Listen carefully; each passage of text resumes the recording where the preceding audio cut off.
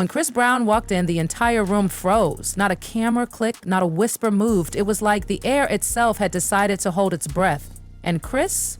He didn't look at a soul. Not the judge, not the jury, and definitely not at the man sitting across the room, Sean Diddy Combs. The man who used to rule the music industry like a king now sat there, quiet, still, and unreadable. But oh, his presence, thick, like a storm cloud waiting to burst. Chris didn't come in as the pop star. He walked in as a man with a secret, a man haunted. And when he reached the stand, he didn't wait for permission, didn't wait for a question. He raised his hand and declared, "I swear to tell the truth, the whole truth." His voice shook, and it wasn't stage nerves. This was something deeper, something real. Then he dropped the words that made the whole courtroom shift. "I was there that night." That was it. Just 5 words, but you could hear the oxygen rush out of the room. Murmurs erupted, and the judge had to raise a hand for silence.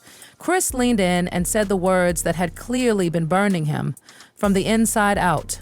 "I saw things I wish I hadn't." And just like that, the walls of Diddy's empire started to tremble. Chris started talking about the parties. Not your average birthday bash or fancy industry mixer. No, these were events controlled, curated, commanded by Diddy himself. No one got in without being on his list. No one walked in off the street. If you were there, it's because Diddy wanted you there. And if you weren't, forget it. But it wasn't just the exclusivity, it was what happened once you were inside, especially to the women. Chris didn't say names, but the pain in his voice said enough. Girls came in with boyfriends, publicists, agents, and by the end of the night, gone. Swept away into back rooms. Rooms no one questioned any had keys to. Rooms no one questioned. And Chris had seen it with his own eyes. There was one girl, new to the industry, young, bright. She came with her boyfriend, full of excitement, just to be invited. But somewhere in the haze of that night, she vanished. Chris remembered Diddy whispering something in her ear, then motioning to one of his guys. The girl looked scared, but she followed. And that was it. The boyfriend left alone, frantic. That wasn't the first time Chris saw it.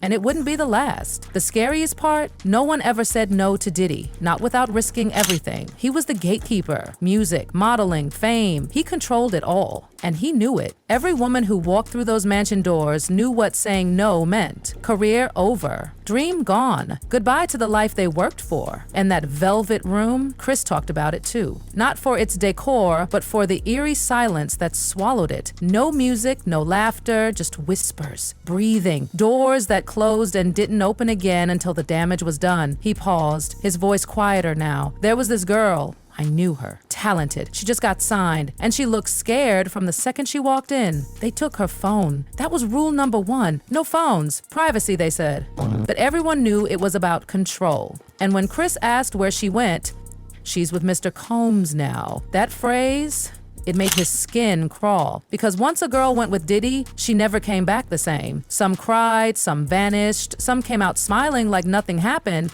but they were never seen at those parties again. He looked at the jury, his eyes locked with a woman at the end who'd stopped writing, completely still. Chris dropped another bomb. "I knew what was happening and I stayed quiet because silence was the rule. Everyone followed it. Speak up and you'd be gone. Not killed, but erased. Like you never existed." Chris's hand trembled as he held his glass of water. He didn't drink. He just gripped it like a lifeline. Then he dropped something no one expected. The envelopes. Cash. Quiet money. That's what he called it. Girls leaving rooms, makeup ruined, eyes dead, and in their hands, thick envelopes given to them by Diddy's guys, handed out in bathrooms, black SUVs, even on private jets. Always discreet, always deliberate. Gratitude, they called it. Hush money, Chris called it, and he saw it again and again, yet he kept showing up. Why? I was afraid. Not of Diddy, but of what Diddy controlled, the machine. You cross him, you lose everything. Your name vanishes from meetings. Labels stall your projects. DJs stop spinning your records. Poof, you're invisible. It happened to a friend, a respected artist. She dared to ask questions about what went on at those parties. Next thing she knew, endorsements gone, cover shoot canceled, streaming special removed. She didn't even name names. But the industry got the message. She disappeared. Chris's voice cracked. I still said nothing, because if they could erase her, they could erase him too. And then he brought up the night that broke him. A party in Miami. The kind where girls showed up without invites, dressed right just to be let in. One girl stood out, not loud, just scared. She held her purse in front of her like a shield. Chris walked over, tried to ask if she was okay. Before she could answer, one of Diddy's men cut between them. She's needed backstage. Diddy wanted to speak with her. She never came back. Her purse was still there the next morning. Her friends vanished. It was like someone pressed delete. Chris paused again, eyes distant. There's too many maybes around Diddy. Too many girls you see once and never again.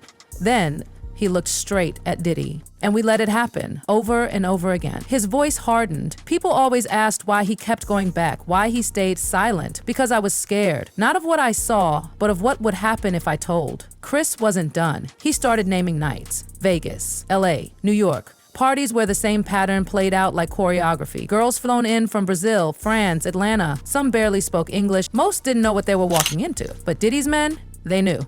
They picked the girls, they took the phones, they gave the signals, they watched them disappear into the private wings of mansions, suites, penthouses, and they stayed silent. And so did Chris.